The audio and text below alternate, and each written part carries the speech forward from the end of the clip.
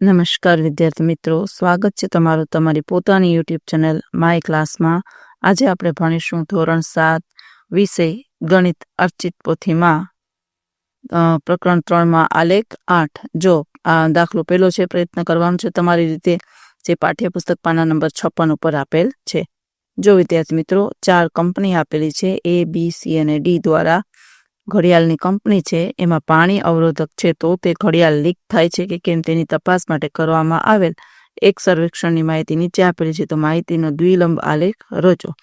જો company A, B, C અને D, હવે ચકાસેલ ઘડિયાળ તો કે 40, A માં 40, B માં 40, C માં 40 અને D માં 40, અને લીક થયેલ ઘડિયાળ તો કે A માં 20, B માં 10, C માં 15 અને D માં 25। ચાલો હવે પ્રશ્ન જવાબ લખીશું। તો નક્કી કરવાનું છે કે કઈ કંપનીની ઘડિયાળ વધુ સારી છે અને કઈ કંપનીની ઘડિયાળ સારી નથી।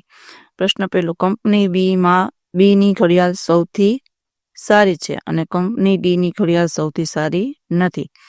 y એક્સ પર પ્રમાણમાપ 1 એકમ બરાબર 5 ઘડિયાળ તમારે લેવાનું છે। જો પ્રમાણમાપ 1 એકમ બરાબર 5 ઘડિયાળ તમારે લેવાનું થાય છે।